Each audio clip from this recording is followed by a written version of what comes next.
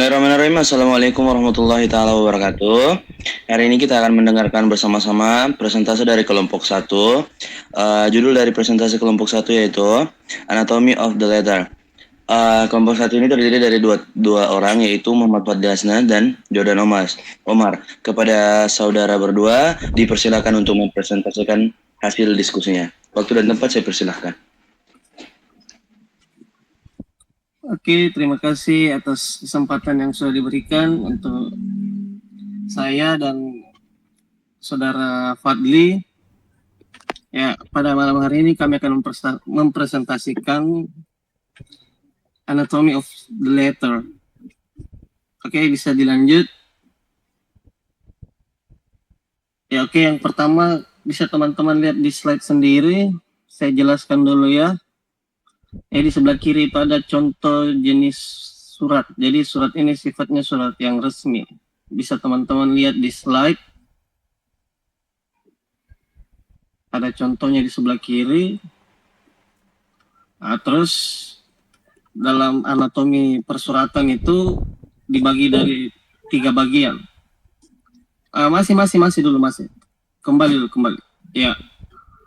Jadi dibagi oleh 3 bagian, yaitu yang pertama anatomy of heading atau kepala suratnya atau awalan surat. Yang kedua itu anatomy of body atau bagian pertengahan surat. Yang ketiga itu anatomy of closing atau biasa kita kenal dengan istilah penutupan surat. Oke, next.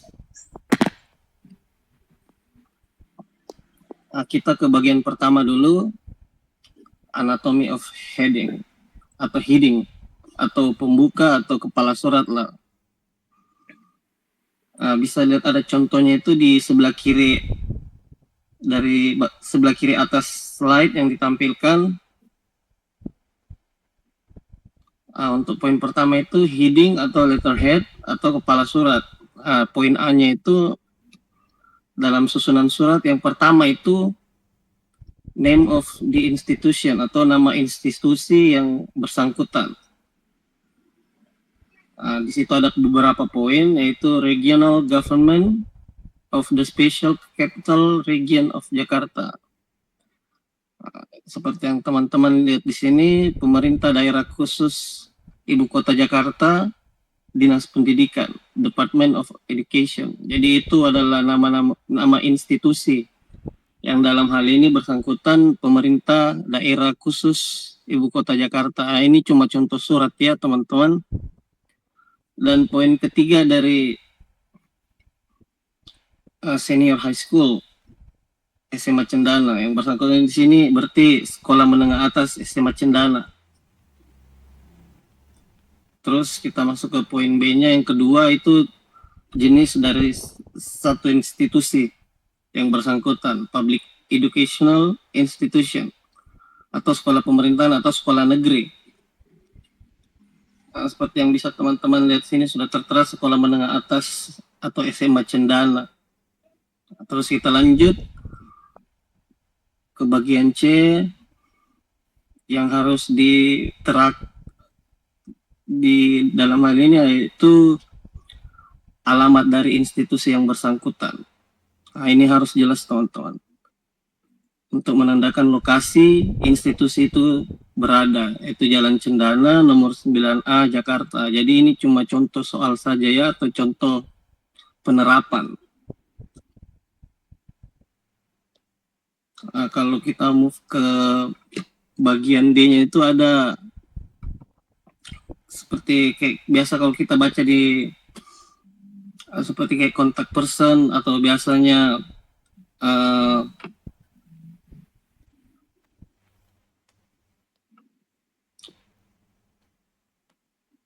informasi kontak dari pihak-pihak institusi yang bersangkutan. Di situ kita bisa dicantumkan ada telepon, ada email. Tapi kalau di zaman sekarang mungkin sudah ada bisa by Instagram atau sosial media yang lainnya. Kita ke part yang selanjutnya, yaitu bagian E, yaitu logo of the institution. Jadi logo atau lambang dari institusi yang bersangkutan.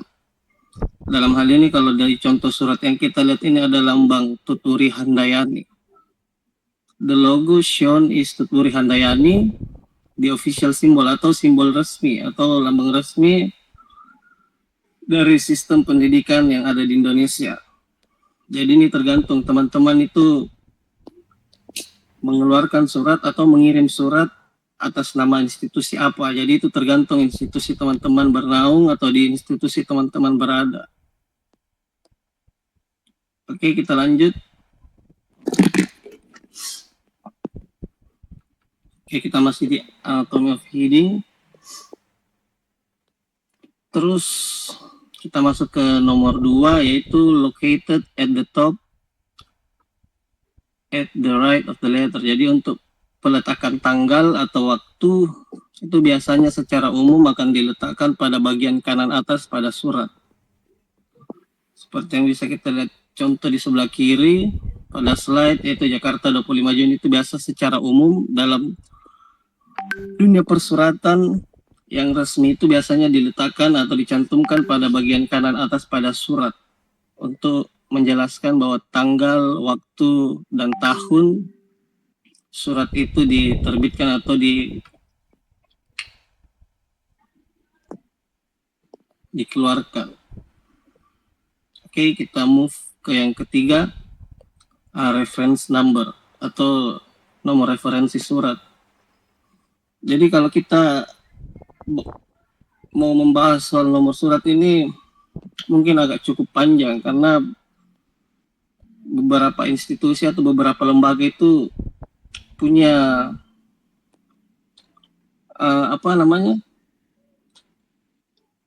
punya cara penomoran masing-masing. Jadi nomor yang tertera di sebelah kiri atas kalau teman-teman bisa lihat, nah itu biasanya bukan cuma sekedar nomor biasa, itu biasanya punya makna atau punya kode-kode tersendiri. Nah, jadi secara umum mungkin kita lihat mungkin ada penomoran surat yang beda-beda dari surat yang saya jadikan contoh ini, tapi biasanya tiap-tiap institusi itu menerapkan beberapa nomor-nomor yang berbeda tergantung dari peruntukannya untuk apa. Nah, terus setelah itu poin yang keempat itu subjek.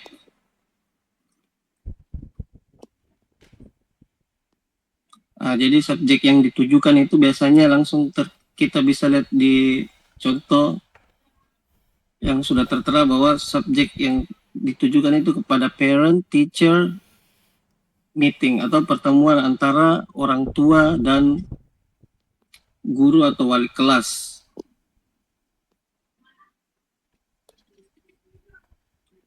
Atau pertemuan guru dan orang tua murid-murid baru. Jadi mengundang untuk pertemuan antara orang tua, guru, wali kelas, dan juga para murid-murid baru. Atau poin yang kelima, salutation atau professional greeting atau menyapa. Biasanya surat dibuka itu dengan sapaan. Nah, jadi secara umum kalau di Indonesia sapaan yang paling sering digunakan itu adalah biasanya Assalamualaikum warahmatullahi wabarakatuh.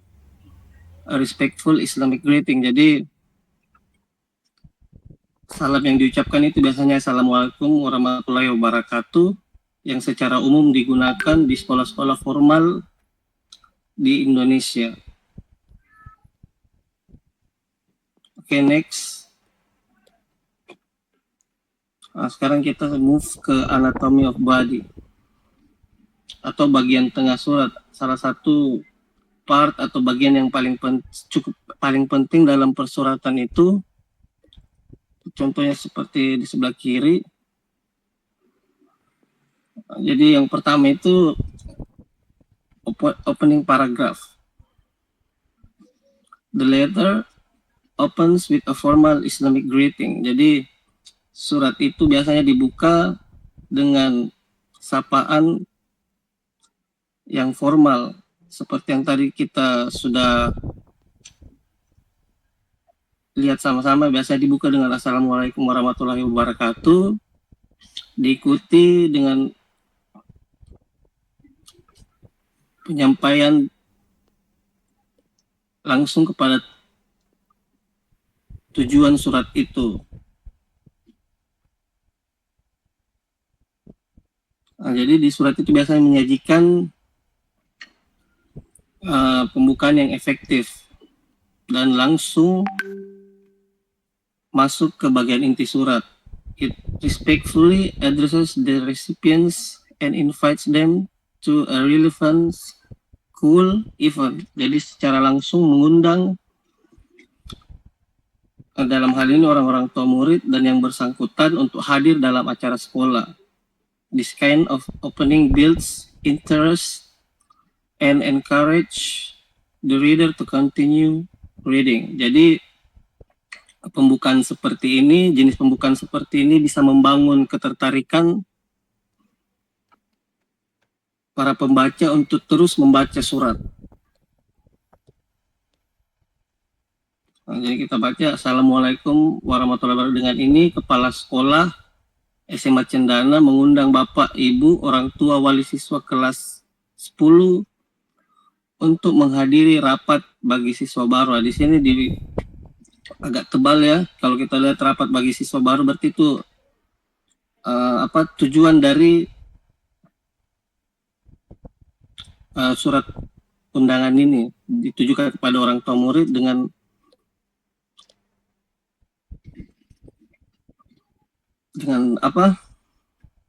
acara intinya itu rapat bagi siswa baru dengan tujuan untuk mensosialisasikan kegiatan sekolah serta pemerintahan tentang peraturan-peraturan sekolah. Rapat ini dilaksanakan pada di situ ada hari, tanggal, waktu dan tempat yang cukup jelas. Yang kedua, message of the letter atau pesan dari surat. The message section is brief. Brief itu berarti singkat, jelas, dan sopan. Ini menampilkan langsung menuju ke tujuan. Jadi biasanya kalau surat resmi itu atau surat seperti itu biasanya tidak bertele-tele. Jadi dia menggunakan itu bahasa yang singkat, jelas, dan tentunya dengan kata-kata yang sopan. It presents the purpose of the meeting and provides essential information in a straightforward format. The use of formal and respectful language. Nah, jadi di sini penggunaan kata-kata atau bahasa-bahasa yang sopan dan menghargai, bahasa merefleksikan suatu profesionalisme dari sekolah atau institusi tersebut, and ensures the reader receive the details dan juga menyampaikan informasi secara jelas supaya para yang menerima surat itu biasanya tidak ada kebingungan atau tidak adanya kegagalan dalam menyampaikan informasi atau terdistraksi begitu. Jadi meskipun kita lihat di sini cukup sederhana, tetapi informasinya di sini cukup jelas, baik itu tentang hari, tanggal, waktu, dan tahun penyelenggaraan acara tersebut. Waktunya itu pukul 9 sampai selesai, berarti tidak ada jam pastinya acaranya itu selesai kapan, tapi di sini tertulis sampai selesai. Dan tepatnya di aula SMA Cendana. Dalam contoh surat yang kita lihat di sini mungkin cukup singkat dan tidak cukup panjang, tetapi kita bisa memperoleh suatu informasi yang sangat jelas tentang tujuan daripada undangan tersebut yang ditujukan kepada orang tua murid, juga pada guru-guru atau wali kelas, dan juga apa maksud dari pertemuan tersebut, yaitu membahas tentang kegiatan sekolah dan pemberitahuan tentang aturan-aturan sekolah. Saya pikir mungkin cukup jelas untuk surat yang cukup singkat ini. Ya, next. Nah, kita sampai pada bagian yang terakhir atau anatomy of closing atau penutupan dari surat.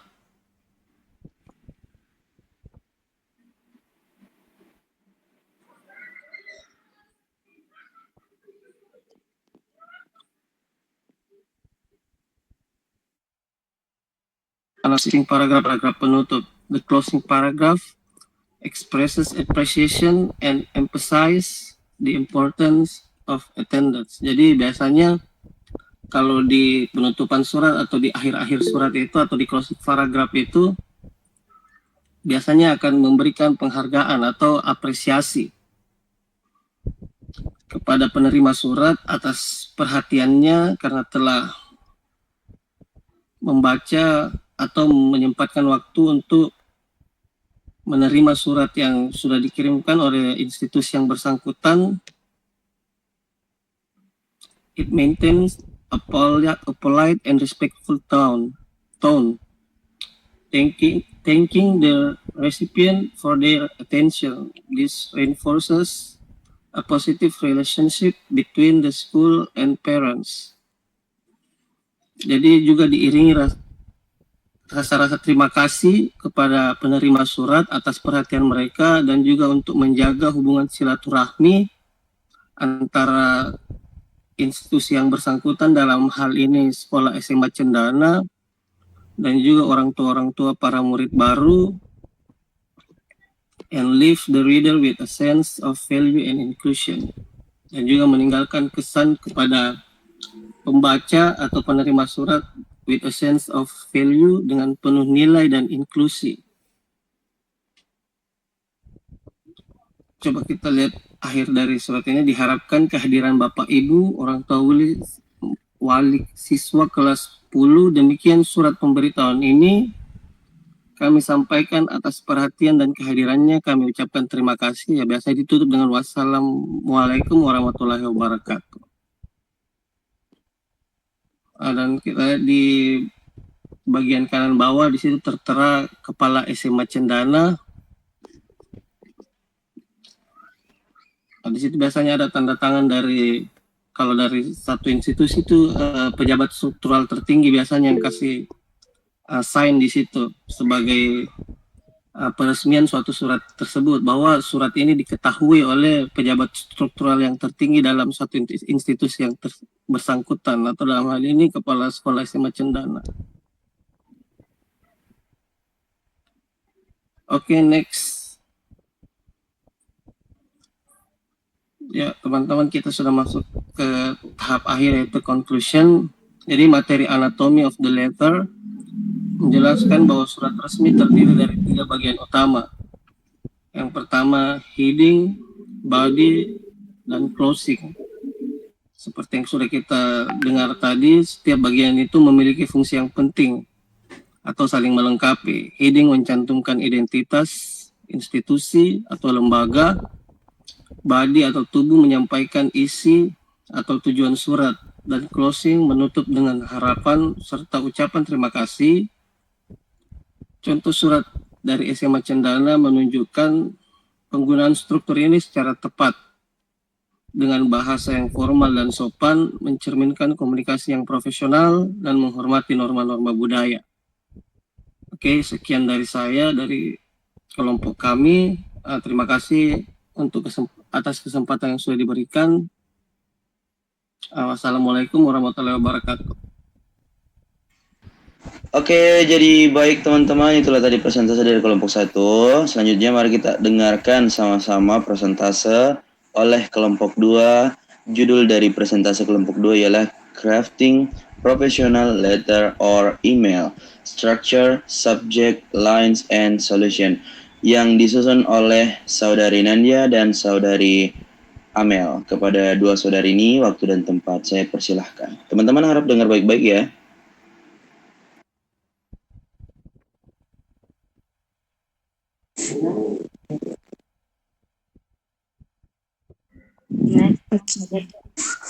Di next mini. Bismillah. Assalamualaikum warahmatullahi wabarakatuh. Waalaikumsalam warahmatullahi wabarakatuh. Oke, dalam materi crafting professional letter or email terdapat 4 poin penting yang perlu kita ketahui. Ini yaitu struktur surat atau email profesional. Yang kedua, baris subjek or subject line. Yang ketiga, salam pembuka or greeting. Dan yang terakhir adalah kesimpulan or conclusion. Struktur surat atau email profesional biasanya terdiri dari beberapa bagian utama yang harus diperhatikan agar pesan tersampaikan dengan jelas. Tunggu di.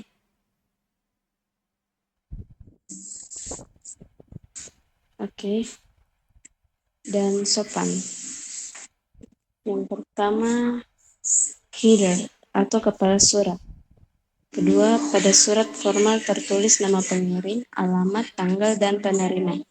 Pada email, alamat email pengirim dan penerima otomatis tercantum pada hanya perlu tanggal.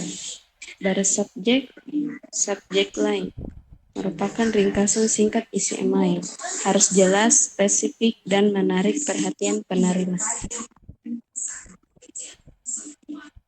Contoh permohonan jadwal meeting proyek X atau konfirmasi kehadiran pada seminar 10 Juni. Salam pembuka yang sopan dan sesuai dengan hubungan antara pengirim dan penerima. Contoh formal. Yang terhormat Bapak atau Ibu. Atau kepada tim HRD. Jika kurang formal atau sudah kenal baik, halo dengan namanya. Atau der dengan nama orang tersebut. Isi pesan atau body, paragraf pembuka yang menjelaskan tujuan surat atau email. Paragraf isi yang mendetailkan informasi atau permintaan. Paragraf penutup yang menyimpulkan dan memberikan langkah selanjutnya. Penutup dan ucapan terima kasih atau next. Salam penutup seperti hormat saya. Salam penutup seperti hormat saya, salam hangat, atau best regards. Tanda tangan, nama lengkap pengirim, jabatan atau posisi jika diperlukan. Informasi kontak tambahan seperti nomor telepon atau email, alamat email. Baris subject line, fungsi memberi gambaran singkat tentang isi email agar penerima segera mengerti dan tertarik membuka email. Tips membuat subjek yang baik, terdiri dari 8 atau 5 kata secara singkat dan jelas.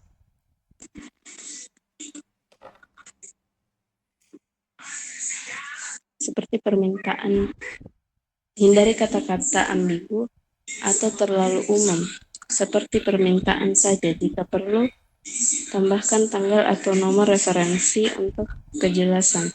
Contoh efektif, permohonan cuti kerja 15 sampai tanggal 20 Juni. Laporan keuangan Q1 2025 terlampir. Undangan webinar digital marketing 10 Juni 2025.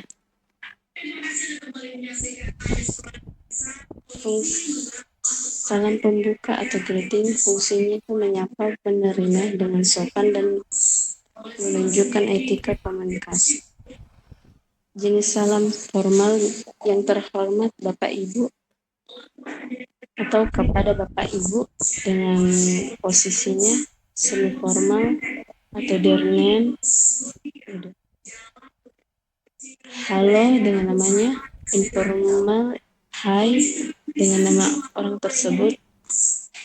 Tips, gunakan nama atau jabatan yang benar. Jika tidak tahu nama, gunakan yang terhormat tim atau nama departemennya atau kepada yang terhormat.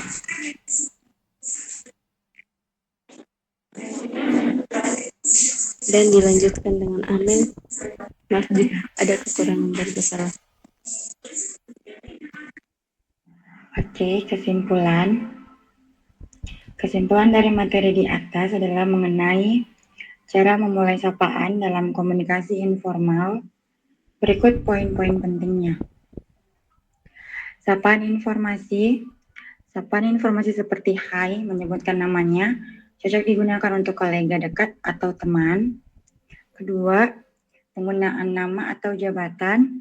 Pastikan untuk menggunakan nama atau jabatan yang benar saat menyapa. 3.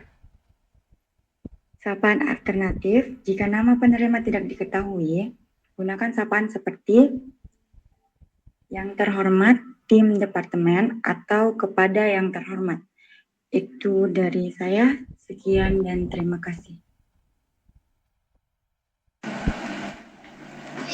Oke, baik. Itulah tadi pemaparan materi dari kelompok 2. Terima kasih atas Saudari Nandia dan Saudari Amel. Selanjutnya pemaparan materi. Oke, baik. Selanjutnya adalah materi dari kelompok selanjutnya membahas tentang the art of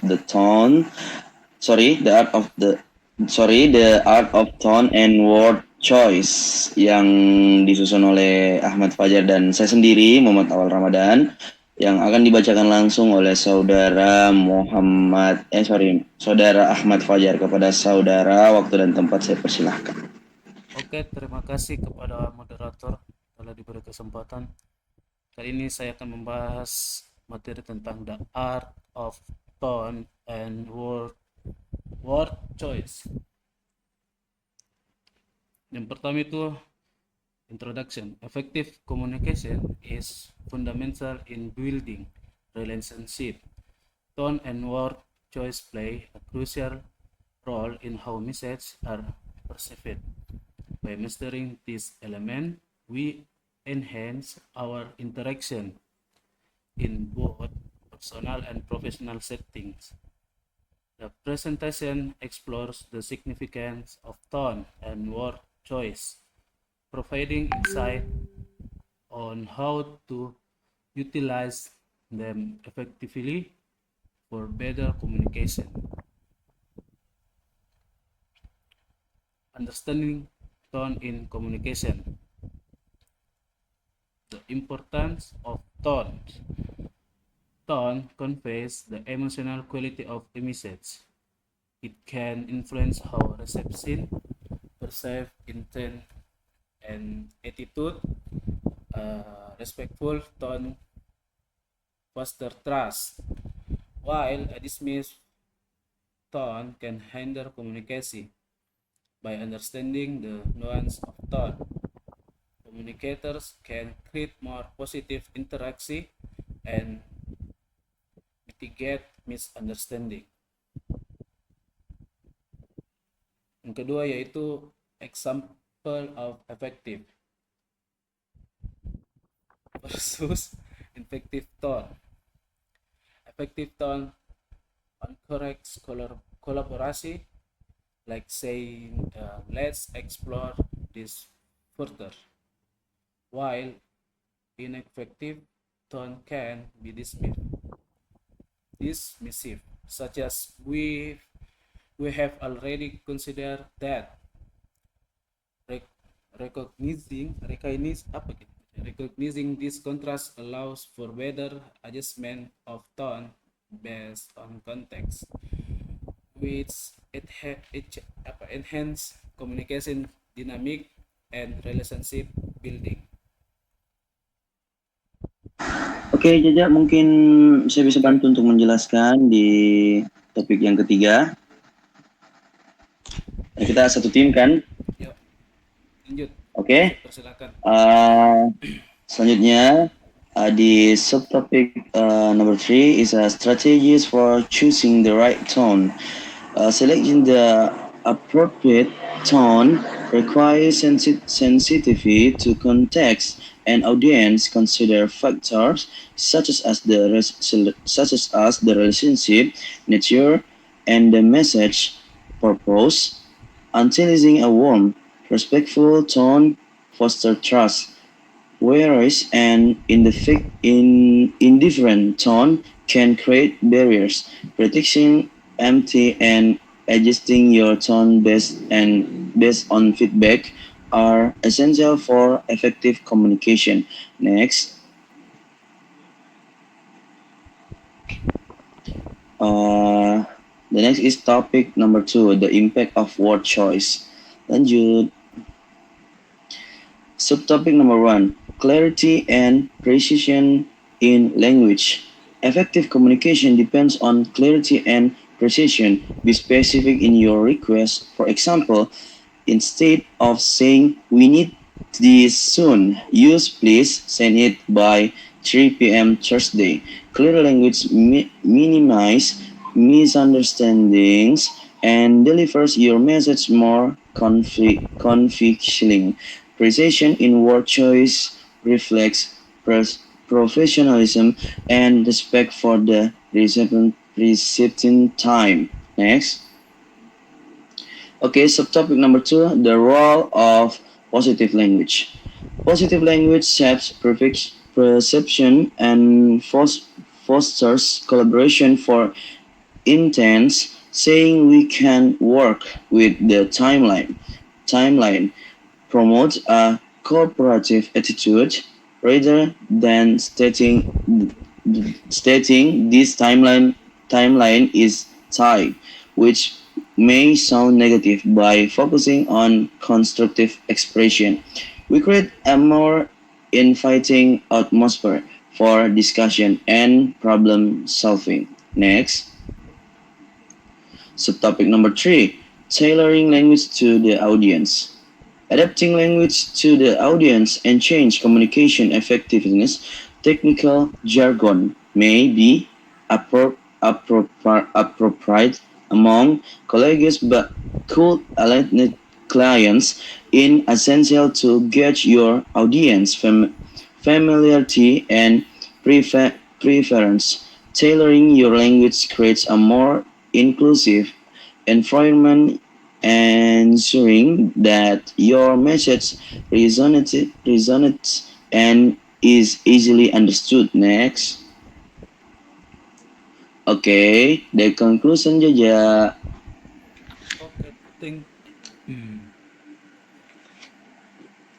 Okay, thank you, Saudara Adam. Conclusion: intentional language and tone are vital in building stronger relationships.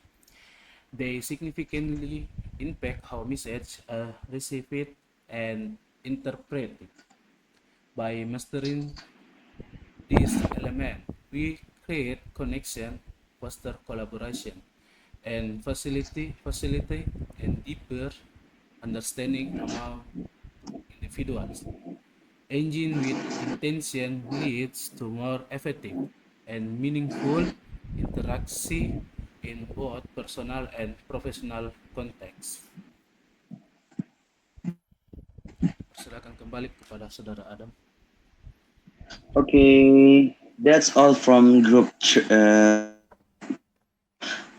So teman-teman, itulah tadi presentasi dari grup saya, dari saudara Ahmad Fajar dan saya sendiri.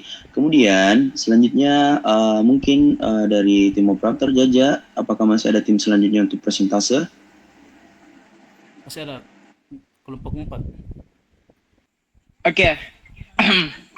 Bismillahirrahmanirrahim. Beyond the draft, the crucial role of proofreading dan revising adalah topik penting dalam dunia penulisan, baik akademik maupun profesional.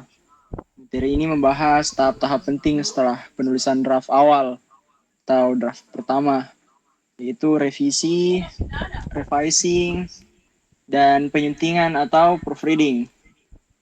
Dan berikut adalah penjelasan singkat tentang materinya. Pertama itu, apa itu revisi dan proofreading?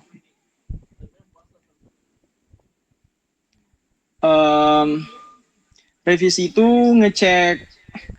mengecek ulang isi tulisan biar lebih jelas, nyambung, dan logis. Fokusnya ke ide dan struktur tulisan. Contohnya menambahkan argumen atau ide. Kedua, seperti mindahin paragraf biar alurnya lebih jelas. Terus hapus info yang tidak penting. Dan tambahkan beberapa penjelasan biar bisa lebih gampang dipahami. Terus kalau proofreading itu tahap akhir buat membenarkan atau memperbaiki hal-hal teknis seperti grammar, ejaan, tanda baca, format. Intinya membuat tulisan lebih rapi dan gampang dibaca.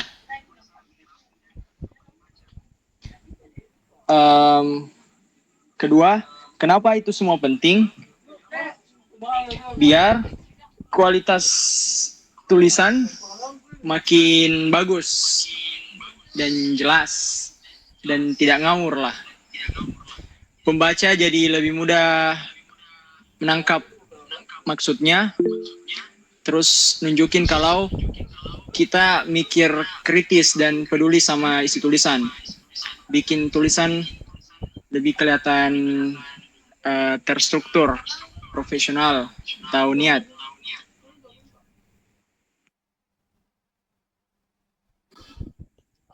Adapun langkah-langkah dalam revisi dan proofreading. Next. Yang pertama yaitu baca ulang seluruh tulisan dengan fokus pada makna dan struktur. Tinjau apakah ide utama sudah jelas, periksa alur logika antar paragraf, dan evaluasi apakah setiap bagian mendukung tujuan tulisan. Next. Adapun langkah-langkah dalam proofreading. Periksa kesalahan, ejaan, dan tanda baca. Gunakan alat bantu seperti spell checker, tapi jangan hanya mengandalkannya. Yang ketiga, baca keras-keras untuk mendeteksi kalimat janggal. Dan yang terakhir yaitu, mintalah orang lain membaca tulisan untuk umpan balik tambahan. Adapun kesalahan umum yang biasa ditemukan, kalimat terlalu panjang dan membingungkan, transisi antar paragraf tidak lancar, kata-kata yang berulang atau tidak tepat, typo atau kesalahan pengetikan, dan format tidak konsisten. Adapun kesimpulan dari kedua materi di atas yaitu menulis tidak selesai di draft pertama, justru kekuatan sebuah tulisan seringkali muncul setelah proses revisi dan proofreading dilakukan dengan serius. Dengan merevisi, penulis menunjukkan pemahaman mendalam terhadap topik. Dengan proofreading, tulisan menjadi lebih rapi dan profesional. Baiklah, itulah bagian dari kelompok 4 atas nama Randi Alfian dan Agung Permana Saputra. Kurang lebihnya mohon dimaafkan. Wabillahi taufiq wal hidayah. Wassalamualaikum warahmatullahi wabarakatuh. Kepada saudara Adam dipersilahkan. Waalaikumsalam warahmatullahi wabarakatuh. Oke, jadi baik teman-teman. Itulah tadi presentase dari grup 4 atau tim nomor 4. Ada beberapa hal yang memang harus diperhatikan. Nah, tanpa berlama-lama, kita langsung saja ke sesi tanya jawab. Bagi teman-teman yang ingin bertanya, saya persilahkan satu orang satu jawaban dan hanya memilih satu materi untuk dipertanyakan. Silakan.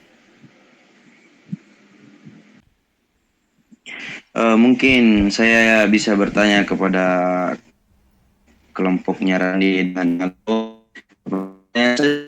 Sebenarnya persuratan ini apakah sangat penting di dunia pekerjaan, kemudian apakah sangat dibutuhkan di dunia keseharian kita, kemudian dari persuratan ini apa sih yang menjadi penjelasan atau definisi daripada persuratan itu sendiri? Mungkin bisa dijelaskan. Ulang, apa? Putus-putus ki. Saya ulang nah. Poinnya Eh, Pertama, ini kan kita membahas tentang persuratan, ya toh? Apakah eh ini kan memang menyangkut materinya Fadli, cuman saya lebih bertanya ke timnya Randi sama Agung karena kan Randi sama Agung bagian penulisan, ya toh? Pertanyaanku adalah apakah penting Ki ini persuratan untuk kehidupan kita sehari-hari sama dunia pekerjaan? Kemudian bisa tidak dijelaskan ketika eh, ketika kita ada kesalahan dalam penulisan persuratan, apa tindak laku, apa tindak lanjut daripada kejadian tersebut? Mungkin saudara Randi bisa dijelaskan? Oh, saya lagi pertanyaan ya. Apa penting persuratan revisi dan proofreading dibutuhkan di dunia kerja? Dan jelaskan ketika kita ada kesalahan persuratan apakah apa tindak lanjut daripada kejadian tersebut? Kita dalam. Ih, enggak. Adam, Nyambung, nyambung. mulai ngerti Adam? Keluar Ki. Oh ada. Ya, Lanjut. pentingnya persuratan, revisi dan proofreading dunia kerja. Persuratan atau surat menyurat penting untuk komunikasi resmi antara individu, instansi, dan perusahaan. Contohnya, surat pengajuan cuti, surat permohonan kerjasama, surat pemberitahuan, dan lain-lain. Dan ini dapat mewakili profesionalisme dan citra lembaga atau perusahaan. Direvisi, diperlukan untuk memperbaiki isi surat agar sesuai dengan maksud, tujuan, dan aturan, dan dapat membantu menghindari kesalahpahaman atau dampak negatif karena isi surat yang tidak tepat. Dalam proofreading, proses mengecek kembali tata bahasa, ejaan, tanda baca, dan format surat, mencegah kesalahan kecil yang bisa membuat surat terlihat tidak profesional. Jika terjadi kesalahan dalam persuratan, apa tindak lanjut yang benar? Pertama, mengakui kesalahan. Segera menyadari dan mengakui adanya kesalahan dengan cara sopan. Contohnya, mohon maaf atas kekeliruan pada surat sebelumnya. Kedua, membuat surat revisi atau klarifikasi. Kirim ulang surat yang sudah diperbaiki dengan menjelaskan bahwa ini adalah pembaruan. Mungkin kurang lebihnya seperti itu. Oke, mungkin sedikit tambahan jawaban. Sedikit sekali. Boleh biar banyak. Jadi kenapa persuratan penting itu penting? Pertama, dan pastinya toh sebagai alat komunikasi resmi. Jadi semua bisa gampang dipertanggungjawabkan lah. Seperti lewat surat, jadi pesan jadi jelas, rapi, dan bisa dipegang dan dipertanggungjawabkan. Kedua, sebagai dokumen bukti. Jadi seperti setiap surat itu bentuknya kayak kesepakatan, keputusan, atau perintah. Terus kayak lebih membantu dunia kerja biar lebih terstruktur. Jadi kalau ada kayak data-data yang dibutuhkan, gampang dicari. Terus ya kayak lebih profesional gitu lah. Seperti bahasa surat yang sopan dan teratur kayak bilang tadi Randi toh, supaya menunjukkan citra baiknya perusahaan atau individu. Mungkin seperti itu. Terima kasih. Oke, mungkin jawabannya saya rasa mengenami. Oke, selanjutnya jika masih ada yang ingin bertanya, saya persilakan. Saya moderator.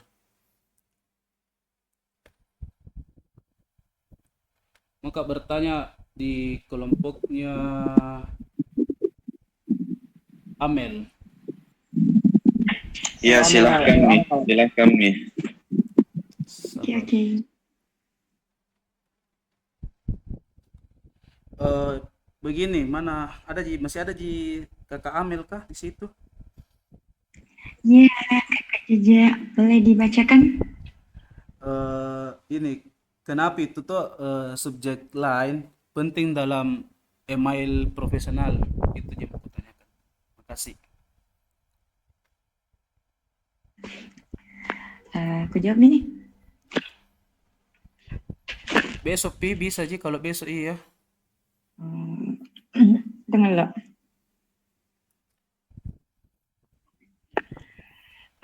Kenapa subjek lain itu penting? Subjek lain adalah judul atau tunggu dulu Kak. Cut dulu deh Kak.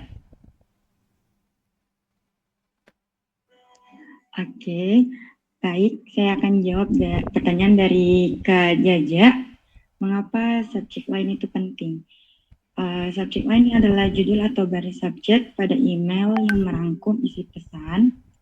Ini penting karena pertama, menarik perhatian penerima. Kedua, membantu penerima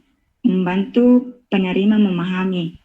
Ada pula tujuan email sebelum membukanya, meningkatkan kemungkinan email dibaca tepat waktu. Mungkin hanya itu yang bisa saya jawab. Kalau ada kurang gimana Kak? Oh, mengerti Mak. Oh, thank you. Makasih untuk saudari Amel sudah dikasih jawaban. Anu lagi, Pak Randi lagi bertanya ke Jaja supaya nilainya timku lagi. Bawa ganti-ganti bagi saja. Baru Amel bertanya di Fadli. Baik, selanjutnya. Ya, siapa yang mau bertanya itu? Saya dari kelompok Ya, 4. mau bertanya kemana? Yang tadi nggak tahu saya punya BPT itu. Mau nggak tanya tentang apa perbedaannya itu surat resmi dan tidak resmi. Bagaimana caranya ditahu ini resmi dan tidak resmi? Sempat bisa dijelaskan toh?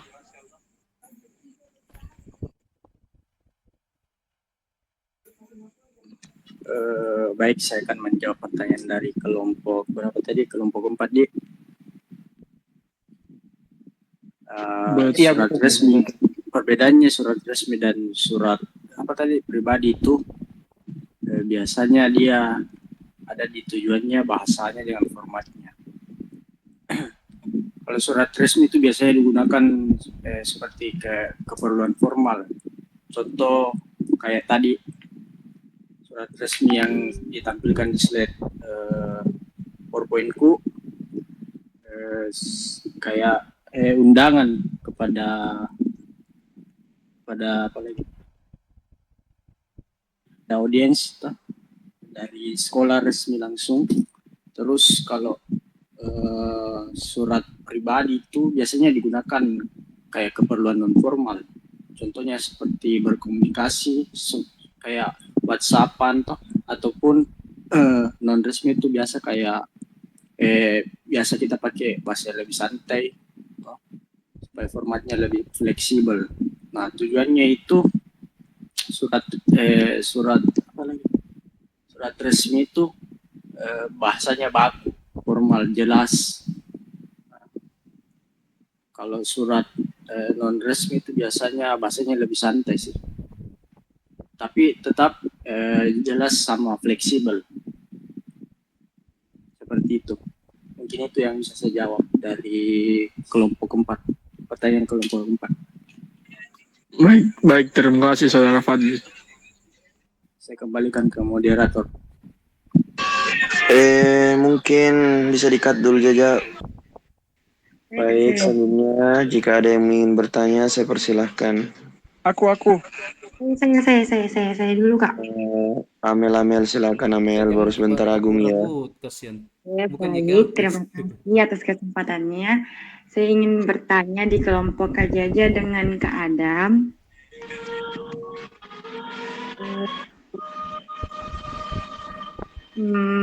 Apa yang dimaksud dengan tone dalam komunikasi atau tulisan?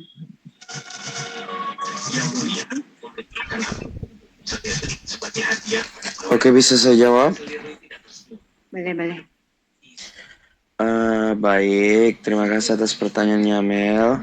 Saya jawab satu-satunya. Ton dalam komunikasi dan tulisan itu dek merujuk pada sikap ta, emosi ta, atau suasana hati tak begitu. Tapi disampaikan melalui kata-kata, bahasa dan gaya penulisan.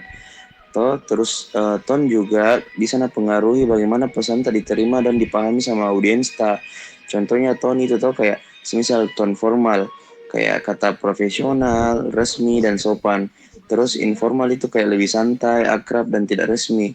Terus ada lagi ton yang sarkastik. Tahu nggak sarkastik? Sarkas itu kayak kata-kata yang lebih kayak mengandung ejekan atau sindiran kide. Kemudian emosional, dia menampilkan emosi yang sangat kuat kayak gembira, terus kayak sad, sedih, terus kayak angry, kayak marah toh. Kemudian juga kayak ada contoh ton juga kayak optimis. Dia itu mengandung sifat positif, penuh harapan dan semangat. Jadi ton ini tuh dapat membantu kita untuk menyampaikan pesan tak dengan efektif dan bisa juga bangun hubungan tak dengan audiens. Itu juga mungkin bisa kujawabkan, Amel. Ya, Kak, mengerti. Terima kasih atas jawabannya Kak Adam. Iya, selanjutnya Agung silakan bertanya. Oke, terima kasih. Mungkin saya mau bertanya ke kelompoknya Adam sama Fajar. Tapi mungkin agak keluar dari materi. Cuma tetap sama topik persuratan. Boleh? Ya, dapat. Boleh. Oke. Jadi menurut tak, apakah surat elektronik atau email lah bisa menggantikan surat fisik sepenuhnya? Jadi kayak apa alasannya gitu? Why? Bisa saya menjawab? Silakan, monggo. Begini, saudari Toh, surat elektronik itu Saudara.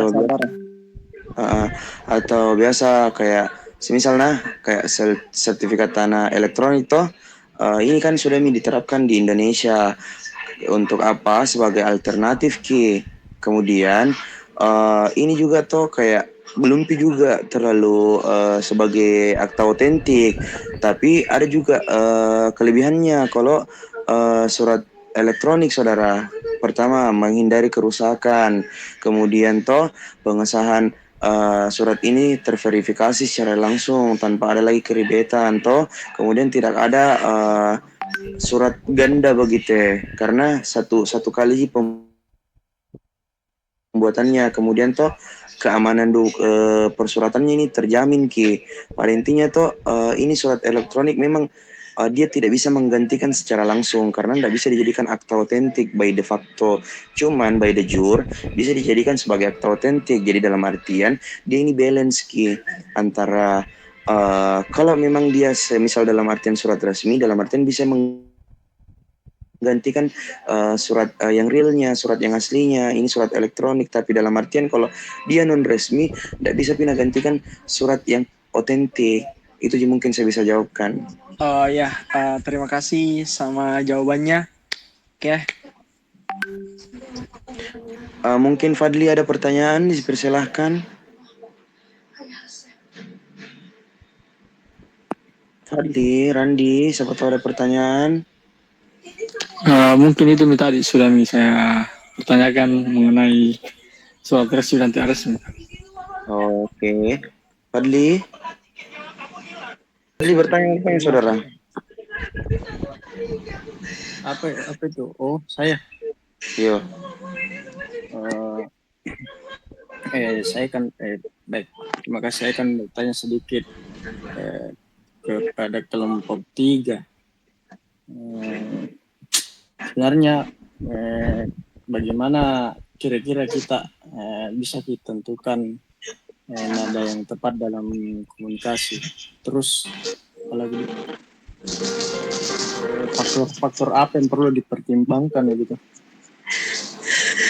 Faktor ini. Bisa saya jawab? Iya. Saya rasa bagus ya pertanyaannya Fadli karena sekali dengan materi yang saya sampaikan. Bagaimana pertanyaannya Fadli kayak tadi, bagaimana cara menentukan data untuk berkomunikasi dan faktor-faktor apa saja yang include di dalamnya, begitu ya Fadli? Nah, iya betul. Nah, kalau saya tahu begini penjelasanku Fadli, ada beberapa poin bisa ku sampaikan ke kau. Pertama toh, kau bisa menurunkan nada suaramu supaya nabantu kau juga untuk berkomunikasi. Poin pertama itu toh, bisa kau kayak ketika kau menurunkan nada suaramu toh bisa kau hindari kesalahpahaman. Kemudian toh selanjutnya adalah meningkatkan kepercayaan orang lain ke kau, jadi nutari audiensmu begitu ya. Terus kalau semisal nadamu rendah dalam berkomunikasi kan beda dalam persuratan. Persuratan jelasnya kau harus pakai kalau ketika kau nada rendah dalam artian nada yang profesional toh yang rendah. Kemudian toh dia bisa mengelola juga emosi kalau nadanya rendah. Kemudian toh kayak ketika mau kok tahu cara-caranya berkomunikasi dengan nada rendah, yang pertama bernafas dalam-dalam kok, kemudian fokus kok sama artikulasimu, kau tahu artikulasi kayak rima suaramu begitu ya. Kemudian toh gunakan kok volume yang tepat. Selanjutnya adalah terus kau latihan. Kemudian itu juga mungkin bisa kujawabkan kau juga saudara. Sekian dari saya. Saya kembalikan. Iya, terima kasih atas jawaban yang diberikan. Mungkin sekian dari presentasi kami dari kelompok 1 sampai kelompok 4. Apabila ada kekurangan mohon dimaafkan karena kesalahan itu datangnya dari kami dan kebenaran itu datangnya dari Tuhan. Kemudian terima kasih untuk dosen yang mengajar pada mata kuliah ini, Sir Farid. Kami mau mengucapkan terima kasih banyak dan mohon bimbingannya lagi ke depannya untuk tentang persuratan. Sekian dari saya. Billahi taufiq wal hidayah. Assalamualaikum warahmatullahi wabarakatuh. Waalaikumsalam warahmatullahi wabarakatuh. Waalaikumsalam warahmatullahi wabarakatuh.